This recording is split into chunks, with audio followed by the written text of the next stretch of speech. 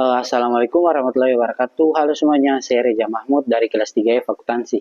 Dan selamat datang di video pembelajaran kelima. Pada kesempatan ini kita akan membahas sebuah topik yang sangat penting dan relevan, terutama dalam konteks pengelolaan stabilitas keuangan negara, yaitu transformasi peran Bank Indonesia setelah mulai beroperasinya Otoritas Jasa Keuangan. Topik ini bukan hanya sekedar perubahan kewenangan antar lembaga, tetapi merupakan bagian dari perjalanan panjang Indonesia dalam membangun sistem keuangan yang lebih kuat, modern, transparan, dan adaptif menghadapi perkembangan zaman.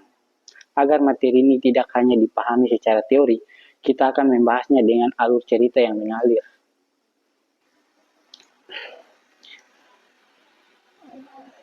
Mulai dari latar belakang, perjalanan sejarah, alasan mendasar perubahan, transformasi yang terjadi, hingga dampaknya pada perekonomian Indonesia. Dengan kata lain, kita akan melihat materi ini sebagai proses yang terus berkembang, bukan sekedar keputusan administratif di atas kertas.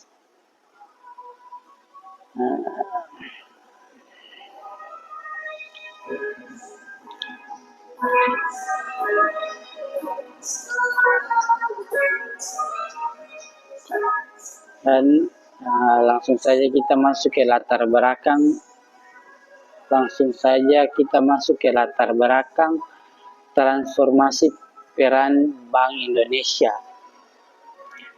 Sebelum OJK berdiri, sistem pengawasan di Indonesia sebenarnya terpecah ke berbagai arah. Ada sektor yang diawasi Bank Indonesia, ada yang diawasi Kementerian Keuangan, dan ada pula yang berada di bawah lembaga lain. Kondisi ini membuat pengawasan sering tumpang tindih, tidak efisien, dan bahkan bisa mengalami celah yang berbahaya.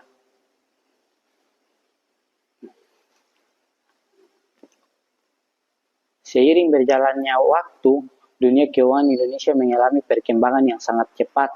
Lahirnya berbagai instrumen keuangan baru, seperti finance, pasar modal modern, perusahaan pembiayaan, asuransi dengan produk kompleks, hingga layanan transparan digital, membuat risiko yang muncul menjadi semakin beragam.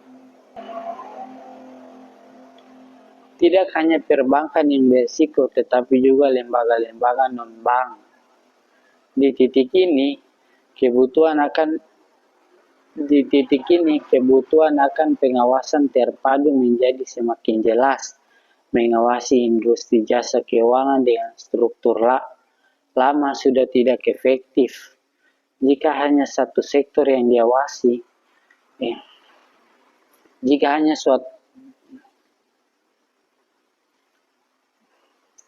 Jika hanya satu sektor yang diawasi ketat, sementara sektor lain longgar, sistem keuangan tetap berisiko tumbang. Karena itu diperlukan lembaga baru yang fokus pada pengawasan. Selain itu, Bank Indonesia sendiri menghadapi beban yang berat. Di satu sisi, BI harus menjaga inflasi, nilai tukar rupiah, dan kestabilan moneter. Di sisi lain, BI harus mengawasi bank-bank secara langsung. Jika kedua tugas besar ini dijalankan tanpa pembagian fokus, maka ada risiko salah satu tugas menjadi kurang efektif.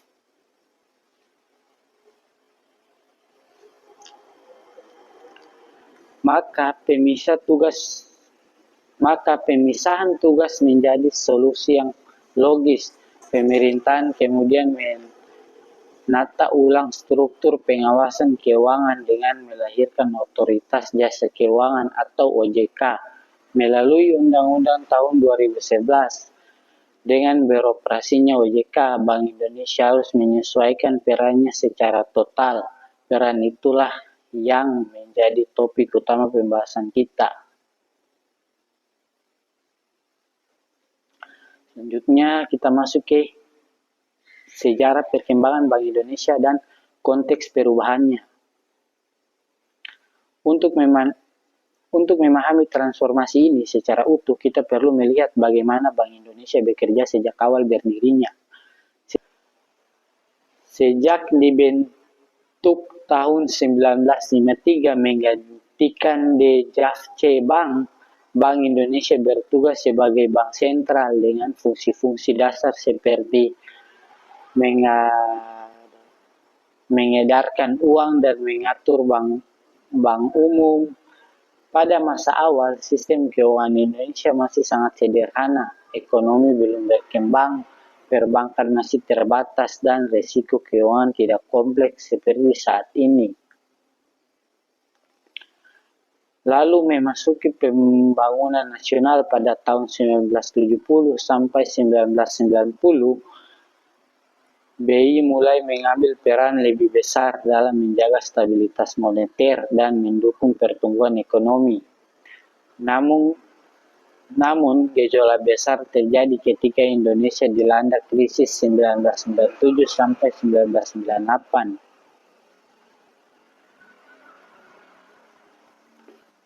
Banyak bank yang tumbang, nilai rupiah merosot drastis, dan kepercayaan masyarakat terhadap bank menurun. Krisis ini membuka mata bahwa pengawasan perbankan masih sangat lemah, bahkan bisa dikatakan tidak siap menghadapi serangan spekulatif dan risiko global. Setelah krisis, pemerintahan memperkuat posisi BI dengan menjadikannya sebagai lembaga independen, namun pengawasan sektor keuangan tetap terpecah ke banyak lembaga.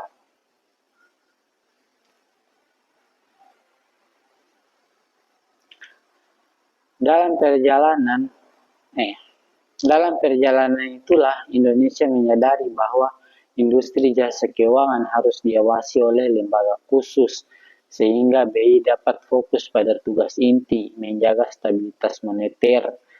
OJK kemudian hadir sebagai jawaban atas kebutuhan ini.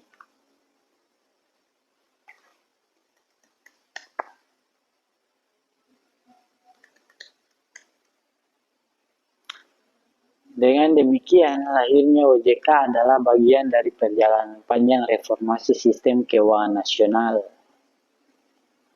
Begitu kita masuk ke kelahiran OJK dan mengapa pembentukannya sangat penting.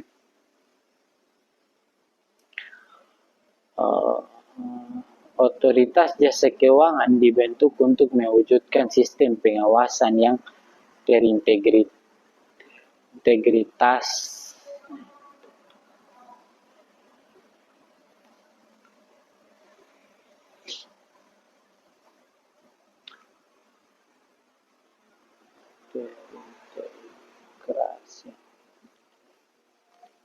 Otoritas jasa keuangan dibentuk untuk mewujudkan sistem pengawasan yang terintegrasi. Prinsip yang ingin dicapai adalah pengawasan yang adil, transparan, dan melindungi konsumen.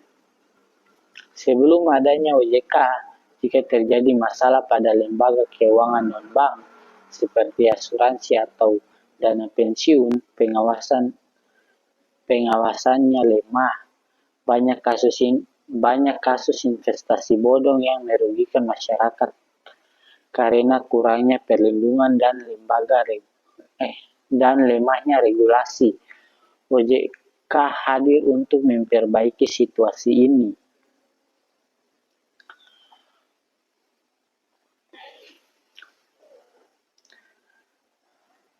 Selain perlindungan konsumen, OJK dibentuk agar risiko antar lembaga keuangan bisa dikendalikan dengan lebih baik.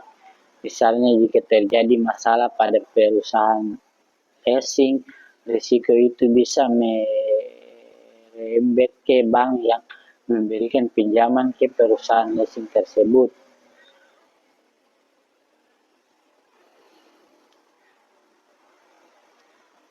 Jika bank terganggu, pasar modal ikut terdampak. Dampaknya bisa menjadi sistematik.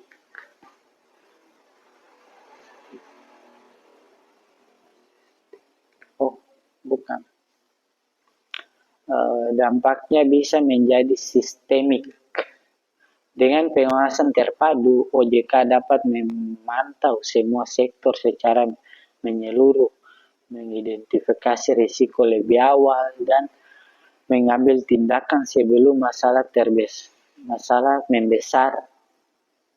Lahirnya OJK tidak hanya memperkuat sistem pengawasan, tetapi juga membuka jalan bagi Bank Indonesia untuk menjalankan peran baru yang lebih strategis.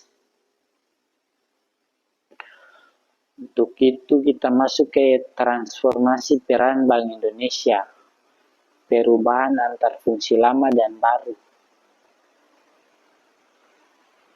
Setelah OJK mulai beroperasi di sektor perbankan pada 1 Januari 2014, Bank Indonesia tidak lagi mengawasi bank secara langsung. Dengan demikian, fokus BI beralih ke peran yang lebih makro, lebih strategis, dan lebih bersaklar nasional.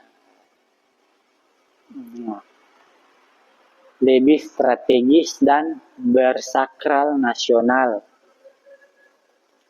Salah satu peran paling penting yang dipertajam adalah menjaga stabilitas moneter.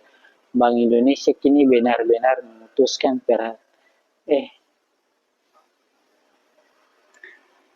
Bank Indonesia kini benar-benar memusatkan perhatian pada pengendalian inflasi. Inflasi yang terjaga akan membuat harga bahan pokok stabil, daya beli masyarakat terjaga, dan kondisi ekonomi lebih mudah diprediksi oleh pelaku usaha. Di samping itu, BI juga memastikan stabilitas. Sabar, pelan-pelan. 11 menit. Di samping itu, Bank BI juga memastikan stabilitas nilai tukar rupiah. Ketika nilai tukar bergejolak, BI dapat melakukan intervensi melalui pasar valuta asing. BI juga memanfaatkan instrumen suku bunga untuk menjaga aliran modal dan kestabilan kurs.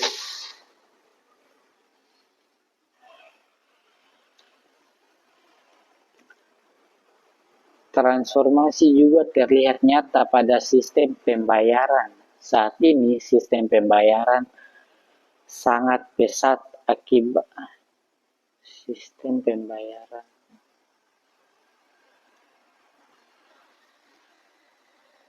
Saat ini sistem pembayaran berkembang sangat pesat akibat digitalisasi. Disinilah BI memainkan peran vital, mulai dari transaksi QRIS, transfer antar bank, e-wallet, debit, kredit, hingga transaksi lintas negara. Semuanya berada di pengaturan dan standar yang disusun oleh Bank Indonesia.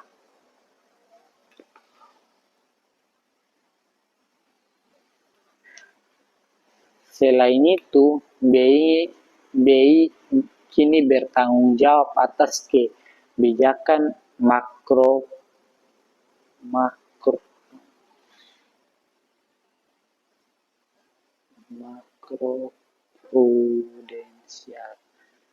Selain itu, BI kini bertanggung jawab atas kebijakan makroprudensial. Kebijakan ini bertujuan menjaga stabilitas sistem keuangan secara keseluruhan, bukan hanya satu bank atau lembaga tertentu.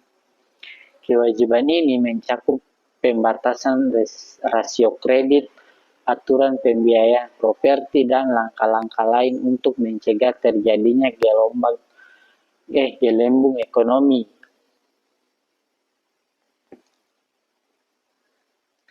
Terakhir, BI juga menjadi motor penggerak edukasi ekonomi nasional, mulai dari kampanye literasi keuangan, pembinaan UMKM, hingga edukasi inflasi dan digitalisasi ekonomi. BI berperan memastikan masyarakat memahami sistem keuangan dengan lebih baik.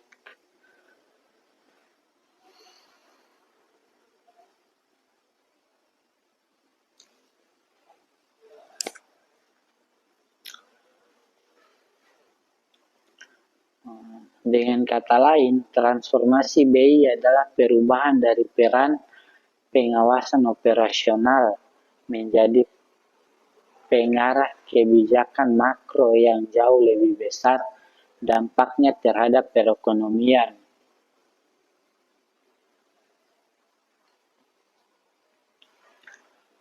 Selanjutnya kita masuk ke koordinasi antar lembaga, menjaga stabilitas bersama. Dengan adanya pemisahan peran BI, OJK, Kementerian Keuangan, dan LPS tidak boleh berjalan sendiri-sendiri. Sistem keuangan yang stabil hanya bisa tercapai melalui koordinasi yang solid antar lembaga. Forum koordinasi paling penting adalah VKSSK.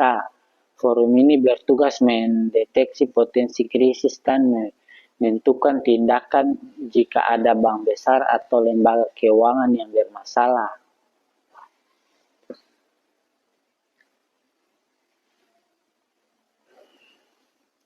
FKSSK bekerja sebagai tim penyelamat yang menjaga agar masalah di satu langkah tidak menjalar ke seluruh sistem.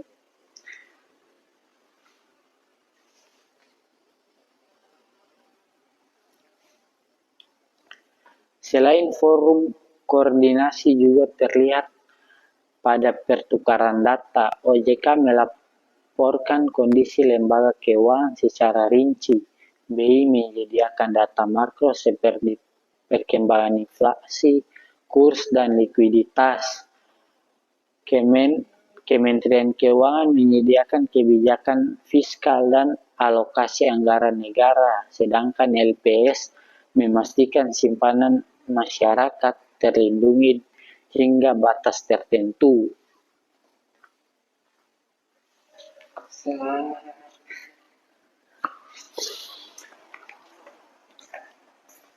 Melalui koordinasi inilah stabilitas sistem keuangan dapat dijaga dengan lebih baik.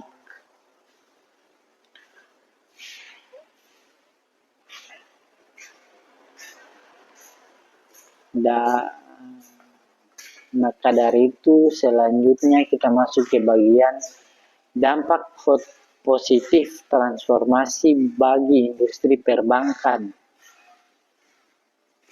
Dengan peran baru, BI dan pengawasan terintegrasi.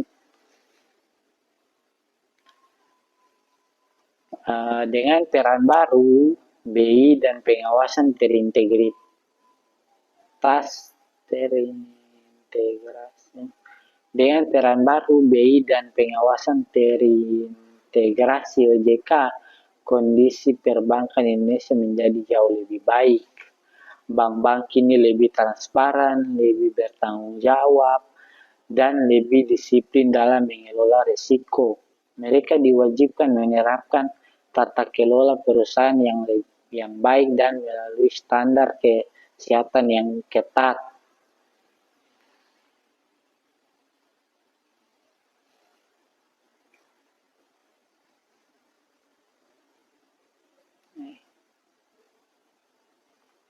Di sisi lain, masyarakat sebagai konsumen mendapatkan perlindungan lebih kuat.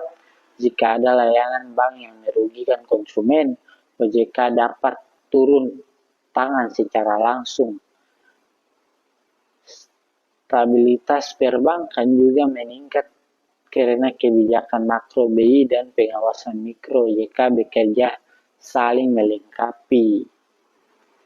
Namun di balik itu semua ada tantangan yang masih harus dihadapi.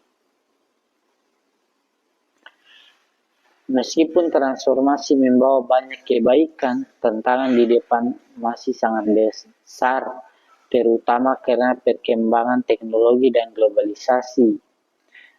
Kejahatan cyber semakin canggih, penipuan digital makin merajalela. Produk-produk keuangan berbasis teknologi seperti aset kripto berkembang cepat, sementara regulasi masih berkembang.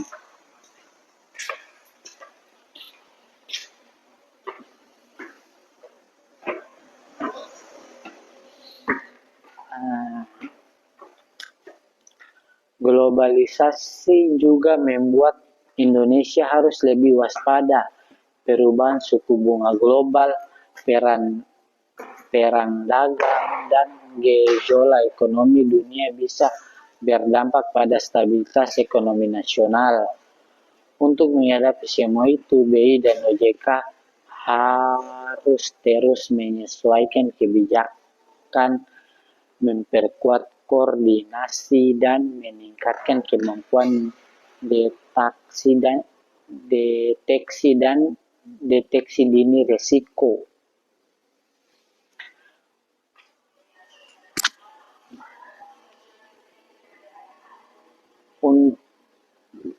Maka dari itu, Bank Indonesia harus mempunyai inovasi yang untuk itu, inovasi Bank Indonesia di era digital sangat penting.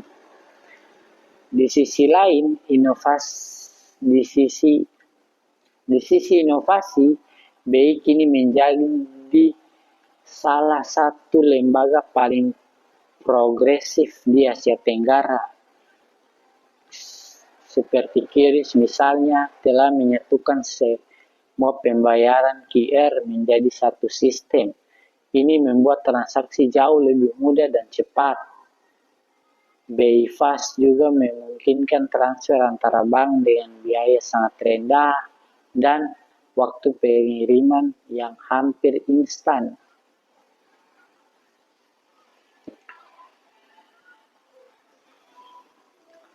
Saat ini, BI sedang mengembangkan rupiah digital, yaitu uang digital resmi yang diterbitkan pemerintah. Ini adalah bagian dari modernisasi sistem pembayaran global. Semua inovasi ini memperkuat fondasi ekonomi digital Indonesia. Selanjutnya, yaitu edukasi dan literasi keuangan sebagai fondasi. Nah, pentingnya edukasi keuangan tidak bisa disepelekan. Banyak kasus penipuan keuangan terjadi karena masyarakat kurang paham tentang cara kerja produk keuangan. Di sisi lain, BI berperan besar melalui kampanye literasi, seminar, workshop, dan program edukasi publik. BI terus mendorong masyarakat agar lebih bijak dalam mengelola keuangan.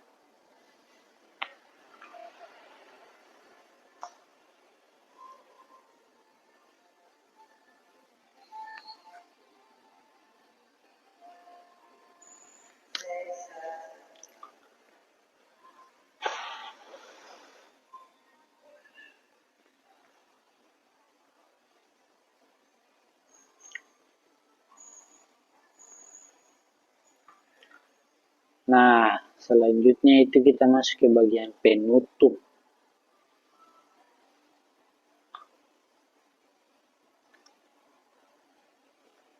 Dari seluruh pembahasan panjang ini, kita dapat melihat bahwa transformasi peran Bank Indonesia setelah beroperasinya OJK bukan hanya sekedar perubahan struktur, tetapi merupakan langkah besar dalam pembangunan sistem keuangan yang lebih kuat dan siap menghadapi masa depan. OJK hadir untuk memperkuat pengawasan industri keuangan. Sementara itu, BI bertransformasi menjadi lembaga yang fokus pada stabilitas makro dan sistem pembayaran. Dengan kerjasama keduanya bersama Kementerian Keuangan dan LPS, stabilitas keuangan Indonesia dapat dijaga dengan lebih kokoh. Dan terima kasih telah menyimak pembahasan ini. Saya Reza Mahmud dari kelas 3F. Sampai jumpa di video berikutnya. Wassalamualaikum warahmatullahi wabarakatuh.